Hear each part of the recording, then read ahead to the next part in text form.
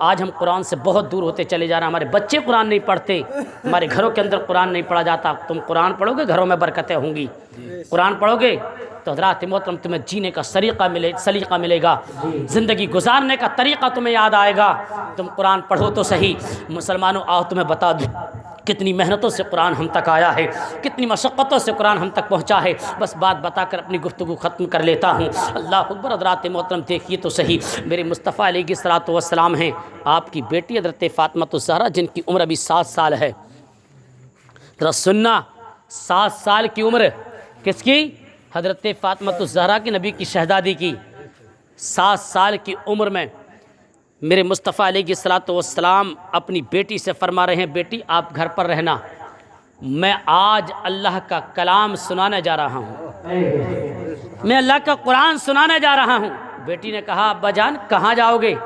کہا بیٹی میں طائف کے بازار میں قرآن سنانے جاؤں گا.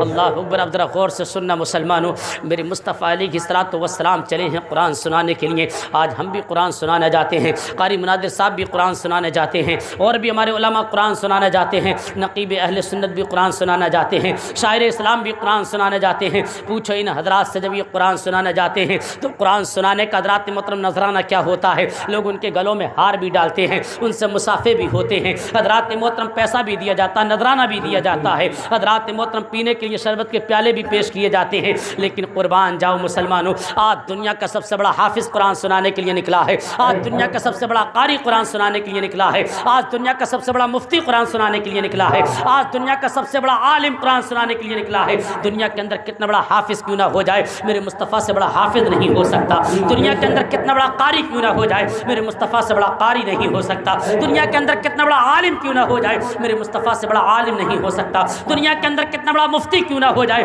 میرے مصطفیٰ سے بڑا مفتی نہیں ہو سکتا. اللہ اکبر. میرے مصطفیٰ قرآن سنانے کے لیے نکلے ہیں, آج دنیا کا سب سے بڑا حافظ قرآن سنانے کے لیے نکلا. اللہ اکبر. میرے مصطفیٰ طائف کے بازار میں پہنچے, طائف کی گلیوں میں پہنچے. اللہ اکبر. میرے مصطفیٰ نے قرآن سنانا شروع کیا. ہونا تو یہ چاہیے تھا جب مصطفیٰ قرآن سنا رہے ہیں, ہونا تو یہ چاہیے تھا کہ آپ کو شربت کے پیالے پیش کیے جاتے, ہونا تو یہ چاہیے تھا کہ قرآن سننے کے بعد آپ کے گلے میں ہار ڈالے جاتے. لیکن اللہ اللہ, جب میرے مصطفیٰ نے قرآن پڑھا تھا طائف کے بازار میں نا, جب مصطفیٰ قرآن پڑھ رہے تھے تو حضرات کسی نے کہا پاگل آ گیا, کسی نے کہا مجنون آ گیا, کسی نے کہا دیوانہ آ گیا. میرے مصطفیٰ قرآن سنا رہے ہیں, لوگوں نے پاگل کہا. میرے مصطفیٰ قرآن سنا رہے ہیں, لوگوں نے مجنون کہا. میرے مصطفیٰ قرآن سنا رہے ہیں, لوگوں نے دیوانہ کہا. اللہ اللہ, میرے مصطفیٰ کو دیوانہ کہا جا رہا ہے, لیکن میرے مصطفیٰ قرآن سناتے چلے جا رہے ہیں. اللہ اکبر. لوگوں نے کہا پتھر برساؤ, میرے مصطفیٰ پر پتھر برسائے گئے. مصطفیٰ قرآن سنا رہے ہیں, اتنے پتھر اتنے پتھر اتنے پتھر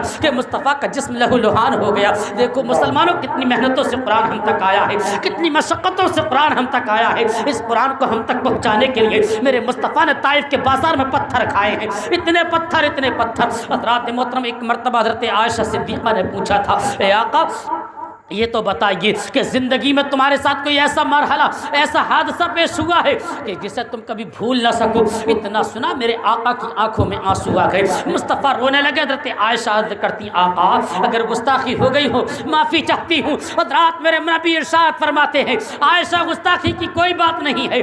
آپ نے جو پوچھا ہے کہ کوئی ایسا حادثہ تو پیش نہ آیا جسے تم کبھی زندگی میں نہ بھول سکو. اے عائشہ, جب تم نے یہ پوچھا تو مجھے وہ حادثہ یاد آ گیا جسے میں کبھی بھول نہیں سکتا ہوں. عرض کرتی, آقا کیسا حادثہ ہے؟ میرے مصطفیٰ علیہ الصلوۃ والسلام فرماتے ہیں, اے عائشہ جب میں طائف کے بازار میں قرآن سنا رہا تھا, طائف والوں کو قرآن سنا رہا تھا, ان لوگوں نے قرآن سنانے کا نذرانہ یہ دیا تھا کہ وہ پتھر برسا رہے تھے. اے عائشہ اتنے پتھر مارے, میرے گھٹنے میں پتھر لگا, میں بیٹھ گیا تھا. میں بیٹھا ہوں, ظالموں نے مجھے پکڑا, پکڑنے کے بعد اٹھایا, دونوں بازو پکڑ کر اٹھا رہے تھے, نشانے بنا بنا کر. اے عائشہ میرے وہ پتھر مار رہے تھے. عائشہ میں اس حادثے کو کبھی یاد کر لیتا ہوں, میری آنکھوں میں آنسو آ جاتے ہیں. اے عائشہ کبھی میں اسے بھول نہیں سکتا ہوں. طائف کا بازار مجھے یاد آتا ہے, مجھے پتھر کھانے یاد آ جاتے ہیں. اللہ اکبر. مسلمانوں, میرے مصطفیٰ پورا دن قرآن پڑھتے رہے. لوگوں کتنی محنتوں سے قرآن ہم تک آیا ہے. قرآن کو پڑھا کرو, بچوں کو بھی قرآن پڑھاؤ, اپنے گھر والوں سے کہو قرآن کی تلاوت کیا کرو. بڑی محنتوں سے قرآن ہم تک آیا. میرے مصطفیٰ علیہ الصلوۃ والسلام طائف کے بازار میں پورا پورا دن قرآن پڑھتے رہے، پیشانی میں پتھر لگا ہے، اللہ اکبر، پتھر لگا پیشانی میں، حضرات محترم خون کا فوارہ نکلا، اور جب خون بہتا ہوا میرے مصطفیٰ کی نالین میں آ گیا۔ اے لوگوں، کتنی تکلیف میرے مصطفیٰ کو ہوئی ہوگی، ذرا سوچو تو صحیح، مصطفیٰ کے جسم دل پر کیا بیتی ہوگی جس وقت لوگ پاگل بھی کہہ رہے تھے، پتھر بھی برسا رہے تھے۔ میرے مصطفیٰ قرآن سناتے سناتے جب شام ہوتی ہے میرے مصطفیٰ گھر کی طرف کو روانہ ہوتے، جب گھر کی طرف کو روانہ ہوئے ہیں کیا دیکھا میرے مصطفیٰ کی شہزادی حضرات محترم جن کی عمر 7 سال تھی، حضرت خاتون جنت دروازے پر اپنے باپ کا انتظار کر رہی ہے، دیکھا مصطفیٰ تشریف لا رہی ہے، فوراً دوڑی، اور دوڑنے کے بعد میں مصطفیٰ کے سینے سے چمٹ گئی،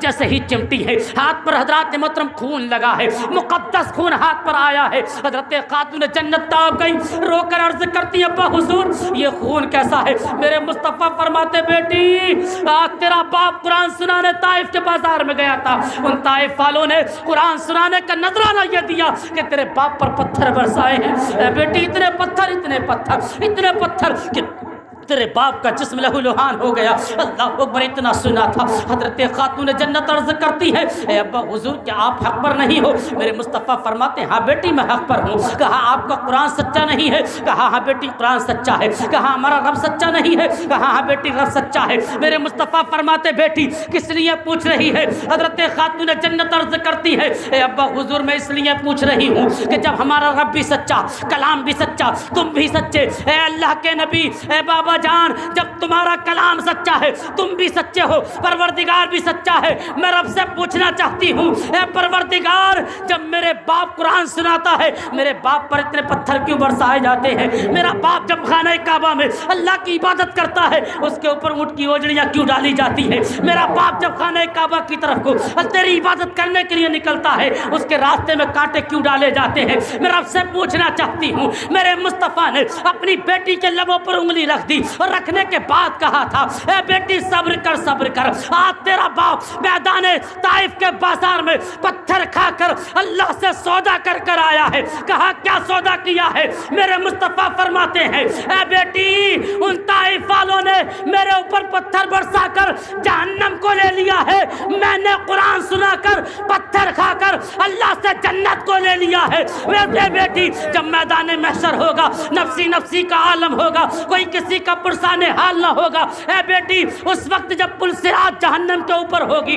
پل صراط سے میری گناہگار امت گزر رہی ہوگی، گناہوں کی بنیاد پر گزرا نہ جا رہا ہوگا، اس وقت میں رب کی بارگاہ میں عرض کروں گا اے پروردگار جو میں نے طائف کے بازار میں قرآن سنایا تھا اس قرآن سنانے کا اگر نذرانہ دینا چاہتا ہے تو یہ نذرانہ دے دے، میری گناہگار امت کو پل صراط سے پار کر کر جنت کا پروانہ عطا فرمائے۔ نعرے تکبیر، نعرے رسالت، نعرے غوثیت، علماء اہل سنت حضرت علامہ مولانا قاری صحابت حسین صاحب قبلہ، نعرے تکبیر، نعرے رسالت۔ حضرات میں عرض کرنا چاہوں گا، دیکھیے قرآن بڑی محنتوں سے ہم تک آیا، بڑے پتھر کھائے ہیں میرے مصطفیٰ نے اس قرآن کو ہم تک پہنچانے کے لیے۔ لوگوں قرآن کی قدر کرو، قرآن کو پڑھو، نمازوں کی پابندی کرو۔ جب تم قرآن پڑھو گے تمہیں پتہ چلے گا نماز کے تعلق سے ہے، جب تم قرآن پڑھو گے تمہیں معلوم ہوگا کہ حضرات محترم کس انداز میں نماز پڑھی جاتی ہے اور نماز کے فضائل کیا ہیں، نماز کے فوائد کیا ہیں اور نماز چھوڑنے کی وعیدیں کیا ہیں۔ جب قرآن پڑھو گے تب پتہ چلے گا۔ یار ہم قرآن پڑھتے نہیں تو ہمیں معلوم کیا ہوگا؟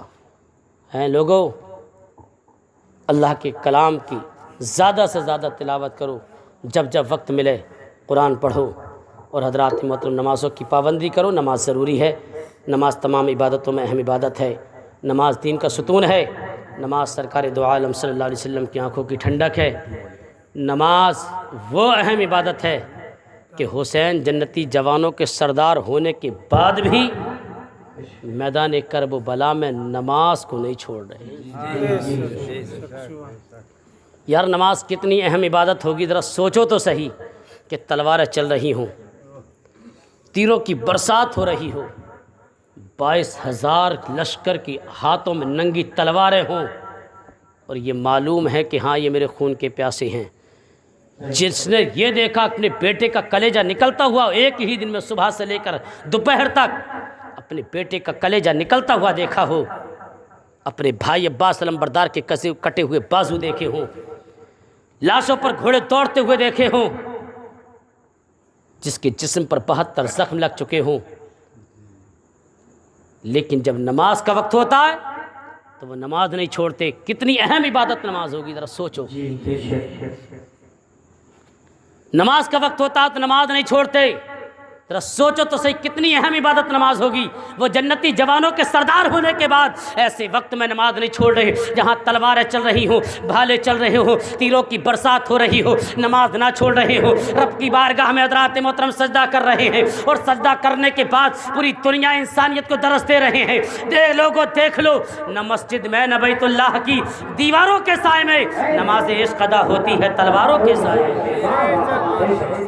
میرے مصطفیٰ علیہ الصلوۃ والسلام کے مقدس نواسا جنتی جوانوں کا سردار ہو کر نماز نہ چھوڑ رہے، ایسے وقت میں بھی یار ہم اچھے سے اچھا کھانا کھانے کے بعد، اچھی سے اچھی غذائیں کھانے کے بعد، اچھے سے اچھا پانی پینے کے بعد، ایئر کنڈیشن کمروں میں رہنے کے بعد اور بہترین سے لباس پہننے کے بعد ہم نماز نہ پڑھیں تو میں سمجھتا ہوں کہ ہم سے بڑا بے وقوف اس دنیا میں کوئی نہیں۔ یار جو جنتی جوانوں کا سردار وہ نماز نہیں چھوڑ رہے ایسے وقت میں بھی، 3 دن کے بھوکے پیاسے رہ کر، تو ہم نماز چھوڑیں؟ اور نماز تمہیں بتا دوں وہ اہم عبادت ہے کہ جب تم نماز پڑھو گے کامیابیت تمہارے قدم چومے گی۔ آج انسان کہتا ہے نا کامیابی تلاش کرتا، ہر انسان کی خواہش ہے کہ مجھے کامیاب ہو جاؤں، میں بھی چاہتا ہوں کامیاب ہو جاؤں، قاری صاحب بھی چاہتے ہیں کامیاب ہو جائیں، سب جتنے آپ بھی چاہتے ہیں کامیاب، کوئی نہ کوئی ہر انسان، جس مکتبہ فکر میں ہے وہ ہر انسان یہ چاہتا میں کامیاب ہو جاؤں، لیکن کامیابی حضرات محترم کچھ سوچتے ہیں کہ جھوٹ بولنے سے مل جائے گی، کچھ سوچتے ہیں کہ غیبت کرنے سے مل جائے گی۔ اور ایک بات بتا دوں، ہمارا ایک ذہن ہو گیا ہے جو جتنا بڑا مکار ہوگا لوگ اسے اتنا بڑا کامیاب کہیں گے، جو جتنا بڑا جھوٹا ہوگا لوگ اسے اتنا بڑا کامیاب کہیں گے۔ اگر کوئی کسی کو دھوکہ دینا شروع کر دے تو لوگ کہیں گے یار بہت بڑا چالاک ہے بھائی۔ یار کیسی ذہنیت تمہاری ہو گئی، جو جہنم میں جانے کے کام کر رہا ہے اسے تم کامیاب کہتے ہو، جو شیطانی کام کر رہا ہے اسے تم کامیابی کامیاب کہتے ہو۔ کامیابی اسے نہیں کہتے، کامیابی حضرات محترم آؤ جسے قرآن کہے، جسے اللہ کے نبی فرمائے وہ کامیاب ہوتا ہے۔ اللہ کے نبی فرماتے ہیں جو قرآن پڑھتا دوسروں کو قرآن پڑھنا سکھاتا وہ سب سے بڑا کامیاب ہے۔ اور قرآن فرماتا جس آیت کریمہ کا مفہوم ہے، قرآن فرماتا وہ سب سے بڑا کامیاب جو اپنے دل کو، اپنے جسم کو پاک و صاف کرنے کے بعد، اپنے دل کو پاک و صاف کرنے کے بعد رب کی بارگاہ میں اپنی پیشانی جھکا دیتا ہے وہ سب سے بڑا کامیاب ہوتا ہے۔ اے لوگوں، جھوٹ بولنے سے کامیابی نہیں، غیبت کرنے سے کامیابی نہیں، کسی کا حق مارنے سے کامیابی نہیں، کسی کو پریشان کرنے سے کامیابی نہیں، دھوکہ دینے میں کامیابی نہیں۔ حضرات محترم ہاں اگر تم کامیابی چاہتے ہو، کامرانی چاہتے ہو، کامیابی کی منزلوں کو طے کرنا چاہتے ہو تو یہ سخاوت حسین رضوی تم کو بتاتا ہے کامیابی کہاں ملے گی۔ واقعی تم کامیاب ہونا چاہتے ہو تو رب کی بارگاہ میں اپنی پیشانی کو جھکا لو، تم کامیاب ہو جاؤ گے۔ اللہ کا ذکر کر لو، تم کامیاب ہو جاؤ گے۔ نماز پڑھ کر اللہ نماز پڑھو گے، یہ اللہ کا ذکر ہے۔ قرآن پڑھو گے، یہ اللہ کا ذکر ہے۔ اللہ رب العزت کی بارگاہ میں حضرات محترم پیشانی جھکاؤ گے، یہ اللہ کا ذکر ہے۔ رب کی بارگاہ میں سجدہ کرو گے، یہ اللہ کا ذکر ہے۔ تم رب کی بارگاہ میں جھک جاؤ، سب سے بڑے کامیاب ہو جاؤ گے۔ قرآن فرماتا فذکرونی اذکرکم، اے میرے بندو تم میرا ذکر کرو میں تمہارا چرچا کروں گا۔ اے میرے بندو تم مجھے یاد کرو میں تمہیں یاد کروں گا۔ اے میرے بندو تم میری بارگاہ میں اپنی پیشانیوں کو جھکاؤ، میں بڑی سے بڑی طاقتوں کو تمہارے سامنے جھکا دوں گا۔ تبھی تو کسی نے کہا ہے غیر کو اخلاق سے اپنا بنانا سیکھ لو، رنج و غم کے سائے میں بھی مسکرانا سیکھ لو، دیکھنا دنیا جھکے گی سب تمہارے سامنے، تم خدا کے سامنے سر کو جھکانا سیکھ لو، تم خدا کے سامنے سر کو جھکانا سیکھ لو۔ اگر حضرات محترم کامیابی چاہتے ہو، جنت چاہتے ہو تو حضرات نمازوں کی پابندی کرو، قرآن کی تلاوت کرو۔ اگر واقعی جنت کی تمنا رکھتے ہو، آج ہر انسان جنت چاہتا ہے، اگر ہفتہ بھر بھی مسجد میں نہ جائے نا اور جمعہ کے دن پہنچ جائے تب بھی جنت مانگتا ہے، جنت بھی چھوٹی موٹی نہ مانگتا ہے، یا اللہ تو جنت الفردوس عطا فرما، ہے نا، چھوٹی موٹی نہ مانگتا ہے۔ جنت اگر چاہتے ہو تو بھائی نماز تو پڑھنی پڑے گی۔ کوئی یہ سوچے کہ صاحب بغیر نماز پڑھے جنت مل جائے گی، دیکھو یہ تو اللہ کا کرم ہے، جسے چاہے بخش دے۔ لیکن یار حدیث رسول بھی ہے، میرے مصطفیٰ فرماتے جو ایک وقت کی نماز جان بوجھ کر چھوڑ دیتا ہے، چاہے وہ مرد ہو چاہے عورت ہو، ایک وقت کی نماز جو جان بوجھ کر چھوڑ دیتا 2 کروڑ 88 سال تک اس کو جہنم کے اندر جلنا پڑے گا۔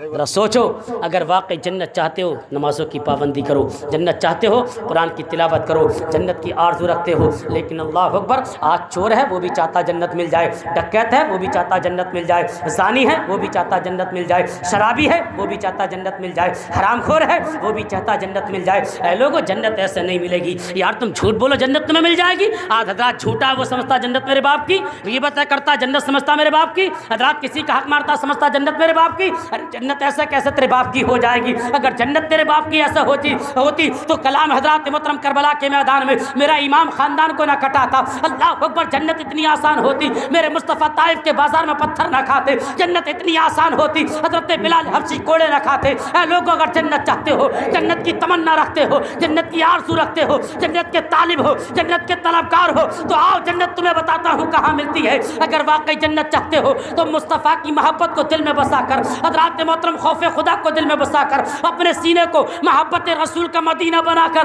رب تبارک و تعالیٰ کی بارگاہ میں پیشانی جھکا دو، جنت تمہاری ہو جائے گی۔ عاشق مصطفیٰ بن کر نماز پڑھو، جنت تمہاری ہو جائے گی۔ مصطفیٰ کی محبت میں ڈوب کر رکوع کرو، جنت تمہاری ہو جائے گی۔ عاشق مصطفیٰ بن کر سجود کرو، جنت تمہاری ہو جائے گی۔ تو مصطفیٰ کی محبت میں ڈوب کر اپنے چہروں پر داڑھیوں کو سجا لو، جنت تمہاری ہو جائے گی۔ مصطفیٰ کی محبت میں ڈوب کر تم اپنے ماں باپ کے ساتھ حسن سلوک سے پیش آؤ، جنت تمہاری ہو جائے گی۔ عاشق مصطفیٰ بن کر قرآن کی تلاوت کرو، جنت تمہاری ہو جائے گی۔ تو مصطفیٰ کے ہو جاؤ، جنت تمہاری ہو جائے گی۔ اور ایک جنت ہی نہیں، زمین تمہاری ہوگی، زماں تمہارا ہوگا، مکی تمہاری ہوگی، مکہ تمہارا ہوگا، شجر تمہارا ہوگا، حجر تمہارا ہوگا۔ تبھی تو علامہ اقبال نے کہا کہ محمد سے وفا تو نے تو ہم تیرے ہیں، یہ جہاں چیز ہے کیا لوح و قلم تیرے۔